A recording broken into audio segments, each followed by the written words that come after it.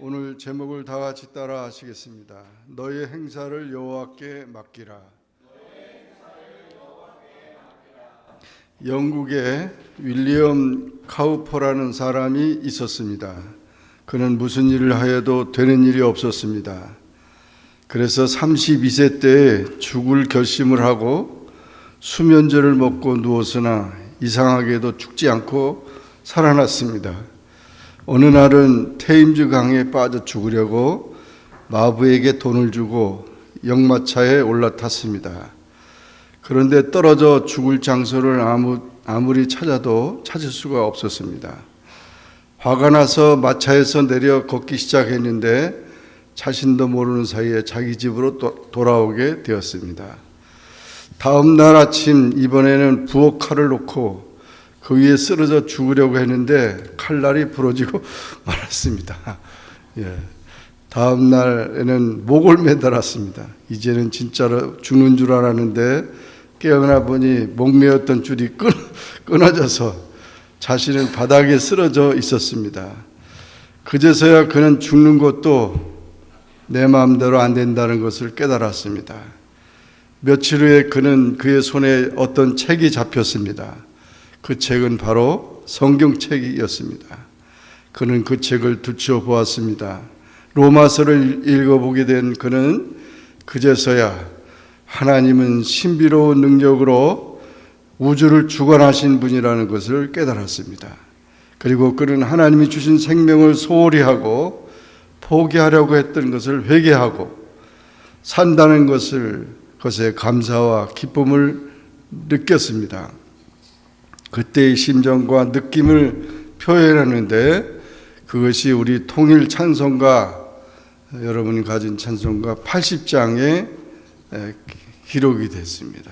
그 가사가 그는 이렇게 기록했습니다. 주 하나님 크신 능력 참 신기하도다. 바다와 폭풍 가운데 주 운행하시네. 참 슬기로운 그 솜씨 다 측량 못하네. 주님 계획한 그 뜻은 다 이루어지도다. 검은 구름 우리들을 뒤덮을지라도 그 자비하신 은혜로 우리를 지키시네. 어둠에서 소경같이 나 헤맬지라도 주 나를 불쌍히 보사 앞길을 비추리. 이렇게 고백하는 찬송시를 썼던 것입니다. 오늘 본문은 여호와의 감찰하심과 주권에 관한 교훈입니다. 하나님은 인간의 모든 행사와 계획을 인도하시며 친히 성취하십니다. 에레미야 선지자도 이를 행하시는 여호와, 그것을 만들며 성취하시는 여호와라고 말했습니다.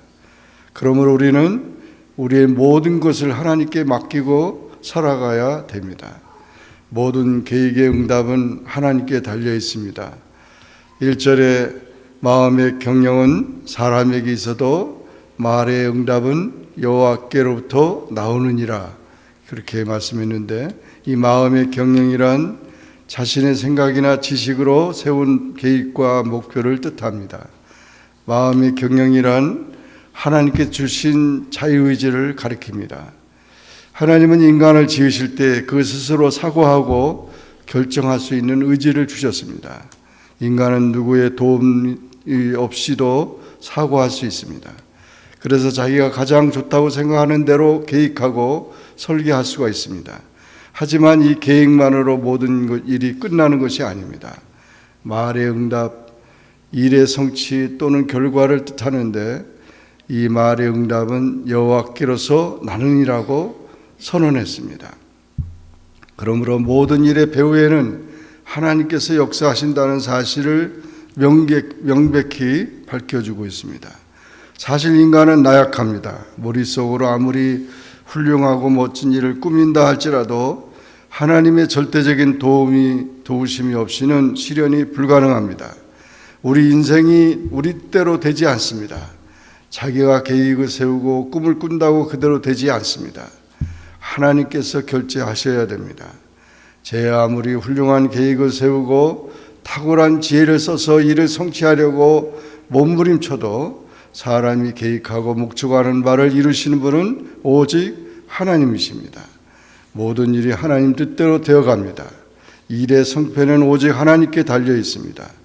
그러므로 성도는 일을 계획하기 전에 먼저 하나님의 뜻을 분별하고 기도해야 할 것입니다. 기도하면서 계획을 세우되 계획한 것을 이루시는 분은 오직 하나님이심을 믿고 그 결과를 하나님께 맡겨야 합니다. 잠언 19장 21절에도 사람의 마음에는 많은 계획이 있어도 오직 여호와의 뜻만이 완전히 서리라고 했습니다. 창세기 11장에 보면 바벨탑 사건이 기록되어 있습니다. 홍수로 인류가 멸망한 후 노아의 세 아들을 통해 다시 세상에 사람이 번성하게 되었습니다. 그 당시 세상의 언어는 하나였습니다.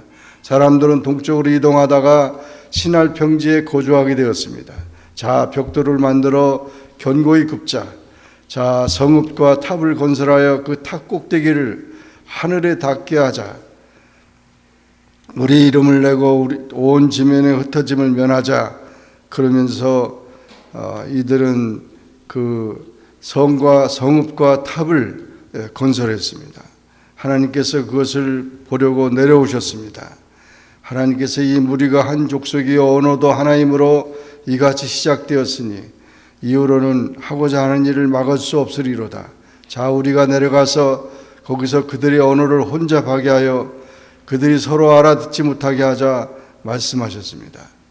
그래서 하나님은 그들의 불신과 반역을 꺾기 위해서 세상의 언어를 혼잡하게 하고 그들을 사방으로 흩으셨습니다. 바벨탑은 하나님께 대한 불신과 교만의 상징이 된 것입니다. 물질에 대한 바벨탑, 명예에 대한 바벨탑, 정욕에 대한 바벨탑 등을 쌓아서는 안 됩니다. 이것들이 한순간에 잘 되는 것 같지만 세월이 지나면 지날수록 결국 헛수고임을 알게 될 것입니다.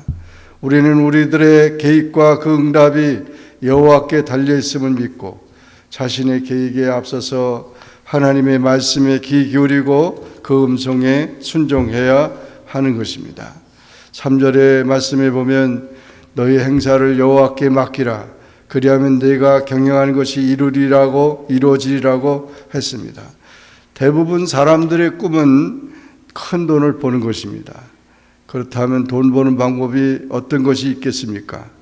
첫째, 구걸하는 방법입니다. 길거리에서 자리를 펴놓고 불쌍하게 보이도록 해야 합니다. 또 아는 사람들에게 접근하여 구걸하기도 합니다. 이 방법은 액수가 너무 작고 지속성이 없으며 자존심을 버려야 합니다. 이 구걸하는 방법을 쓰는 사람들은 세상의 1% 정도 된답니다. 둘째, 몸을 이용해 파트타임으로 버는 방법입니다. 건강한 몸으로 잔머리 안 쓰고 시키는 대로 하면 자존심 상하더라도 최저 생계비는 나옵니다. 적성만 맞는다면 지속성이 있습니다. 몸과 머리를 써가며 시간당 보수로 버는 방법도 있습니다. 일반 회사원들이 가장 많이 쓰는 방법입니다. 많이 벌 수 있고 평범하게 사회인으로 살아갈 수 있습니다. 몸과 현장에서 돈 버는 방법이 있습니다. 머리를 써가며 월급 혹은 연봉으로 버는 방법입니다. 항상 돈의 아쉬움을 느끼며 살아갑니다. 이 방법을 쓰는 사람들은 거의 다 한 60%가 이 방법을 사용한다고 합니다. 셋째는 자기 몸과 머리를 이용하여 사업 또는 세일즈를 하는 경우입니다. 자본이 있거나 경영력이 있어야 하지만 위험과 고통이 버는 액수에 비례할 수 있습니다. 자기 몸과 머리 또 자존심을 어떻게 포장하느냐에 따라 수익과 직결됩니다.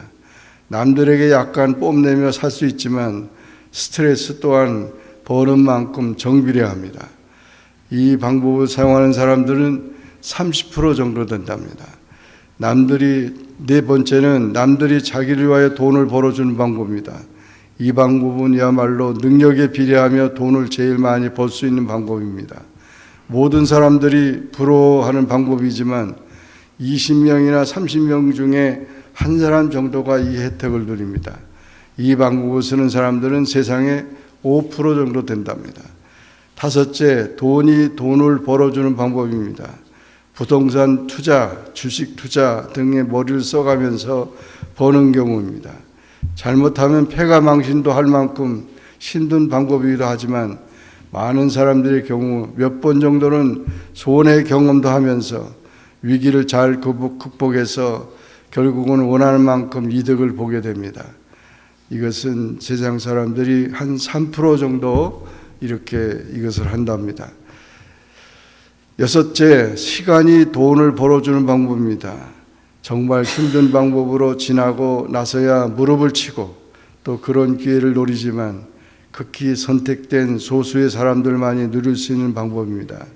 원하는 돈을 잡았을지라도 인생에 정말 중요한 인간의 행복을 느낄 수 있는 여유나 행복은 돈의 많고 적음에서 오는 것은 아닙니다. 이 시간이 돈 벌어주는 방법은 그 1% 정도 된다고 합니다. 이런 세상적인 방법들이 다 있지만 가장 중요한 것은 하나님께 맡기는 것이 가장 제일 지혜로운 방법입니다. 이 맡긴다는 뜻은 굴리다, 던지다는 뜻을 가지고 있는데 우리 인생을 살아갈 때 각자 원하는 대로 살아서는 안 됩니다. 우리 인생이 하나님을 향하여 굴러가도록 살아가야 합니다. 우리 인생이 하나님 뜻대로 굴러가야 합니다. 하나님 뜻대로 굴러간다는 것은 모든 일을 하나님 뜻에 합당하게 한다는 뜻입니다. 삶의 목표뿐만 아니라 그 목표를 이루기 위한 과정도 하나님께서 기뻐하시는 방식이어야 한다는 것입니다. 신앙의 원칙을 지켜야 하는 것입니다. 거짓을 행하지 않고 진실하게 행해야 합니다. 더 빨리 성공하기 위해 편법을 쓰지 않고 주께서 명하신 방법대로 살아가야 합니다. 순리대로 살아가야 합니다. 말씀대로 살아가야 합니다. 기도하며 살아가야 합니다.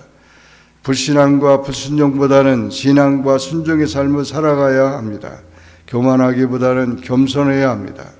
하나님께 모든 것을 맡깁니다라고 말하지만 맡기지 못하고 그것을 이루고자 몸부림칠 때가 많습니다.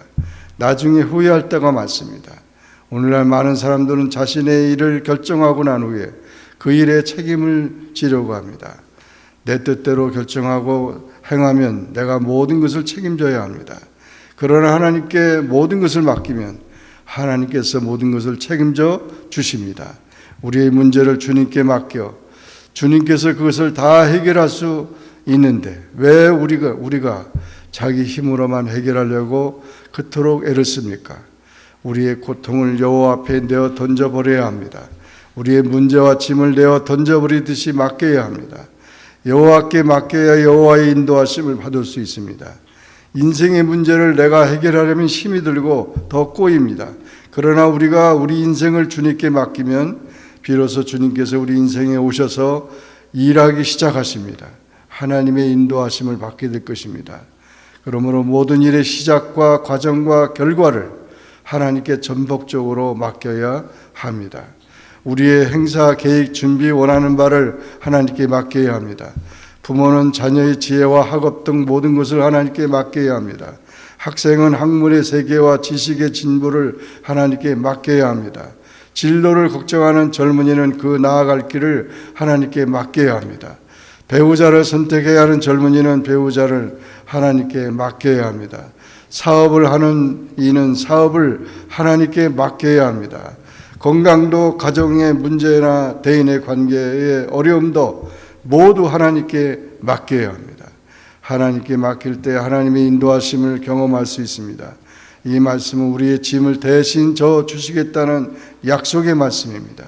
이 말씀에 따라 우리는 우리의 모든 일을 하나님께 맡겨야 합니다. 일이 잘 성사될까 혹은 이 일이 잘못되면 어떻게 될까 하는 걱정 근심을 버려야 합니다. 이럴 때 우리 심령은 평화로로 인도되며 하나님께서 모든 일을 관리해 주십니다. 우리의 행사를 여호와께 맡기는 일밖에 없습니다. 하나님께 모든 일을 의지하고 인도하심에 순종할 때에만 우리 경영이 다 이루어집니다. 이때의 일은 하나님의 손에 있는 것이므로 하나님께서 경영자가 친히 되셔서 모든 일을 완벽하게 처리해 주십니다. 9절에 보면 여호와는 우리의 걸음을 인도하여 주십니다. 사람의 마음으로 자기의 길을 계획할지라도 그 걸음을 인도하시는 이는 여호와시니라. 하나님께서 걸음을 인도하신다는 것은 하나님께서 우리가 계획하는 것을 지도하시고 이끌어 주신다는 겁니다. 여러분 축구 좋아하시죠? 축구에 보면 축구장에서 열심히 뛰는 선수들만 있는 게 아니라 감독도 있고 코치도 있어요.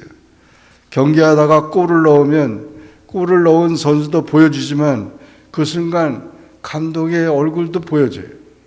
모습도 보여줘요. 경기에서 승리하면 감독의 위상이 올라갑니다. 물론 골을 넣은 선수도 유명해지만 그 팀을 이끈 감독도 유명해집니다.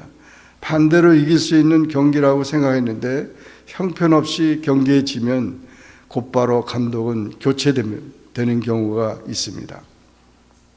감독은 그 팀을 지도하고 이끄는 지도자이기 때문입니다. 하나님은 우리의 삶을 지도하시고 이끌어 주십니다.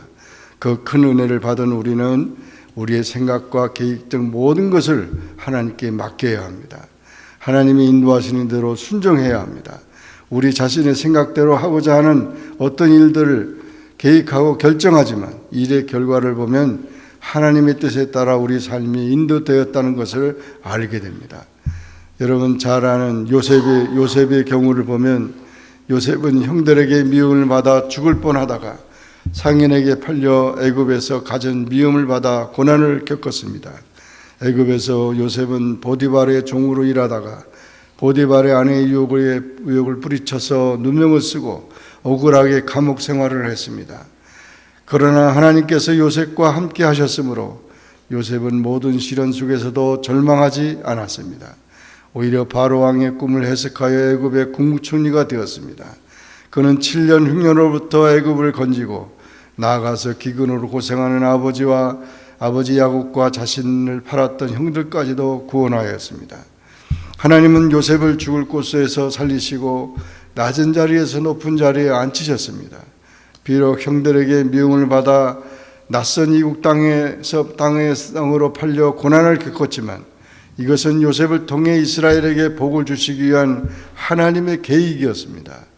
요셉이 형들에게 자신의 신분을 밝히면서 나는 당신들의 아우 요셉이니 당신들이 애굽의 판자라 당신들이 나를 이곳에 팔았다고 해서 근심하지 마소서, 한탄하지 마소서. 하나님이 생명을 구원하시려고 나를 당신들보다 먼저 보내셨나이다 라고 말했습니다. 아버지 야곱이 죽고 난 후 요셉이 그들을 벌할까 봐 두려워 떠는 형들에게 요셉은 당신들은 나를 헤아려 했으나 하나님은 그것을 선으로 바꾸사 오늘과 같이 많은 백성의 생명을 구원하게 하시려 하셨다라고 말했습니다. 사람이 아무리 계획을 세운다 해도 인생의 길을 인도하시는 분은 하나님이라는 사실을 우리가 알아야 합니다. 영국의 허드슨 테일러라고 하는 사람은 어려서부터 철저한 신앙의 훈련을 받으며 성장하였습니다. 하나님께 헌신하기로 결단하고 중국의 선교사를 지원하였습니다. 선교에서 허드슨 테일러를 후원하기로 결정하였습니다. 중국에 도착한 테일러는 후원하는 선교의 덕분에 어려움 없이 선교 활동을 펼칠 수 있었습니다. 그러던 어느 날 선교 본부에서 편지가 왔습니다. 경제가 어려워지면서 선교비가 제대로 들어오지 않기에 후원금을 보낼 수 없게 되었습니다. 아쉽지만 본국으로 다시 돌아오시기 바랍니다. 테일러는 큰 충격을 받았습니다. 선교 활동을 더 하고 싶지만 중국에 머물면서 복음을 전할 수 있는 방법이 없습니다. 테일러는 기도하면서 하나님의 뜻을 묻기 시작했습니다. 기도하던 중에 테일러는 구약 성경의 두 개의 단어가 생각났습니다. 사무엘이 고백한 에베네셀, 즉 여호와께서 여기까지 우리를 인도하셨다는 말과 아브라함이 고백한 여호와의 이레, 하나님께서 준비하셨다는 말이었습니다. 그래서 이 테일러는 성경 말씀처럼 중국까지 인도하신 하나님께서 자신의 앞날도 준비할 것이라는 믿음으로 중국에 남아 복음을 전하리라고 결심하였던 것입니다. 중국 사람들과 같은 옷을 입고 함께 먹고 자면서 복음을 증거하였습니다. 그런데 하나님은 테일러를 굶기지 않으셨습니다. 필요한 것을 공급해 주셨습니다. 더 풍성하게 주셨습니다. 동역자도 보내주셨습니다. 선교 사역을 돕게 하셨습니다. 후에 그는 중국 선교의 아버지로 중국인들에게 기억되고 지금도 많은 선교사들의 본보기가 되고 있습니다. 우리의 모든 생각과 행사와 계획들을 하나님께 맡겨야 합니다.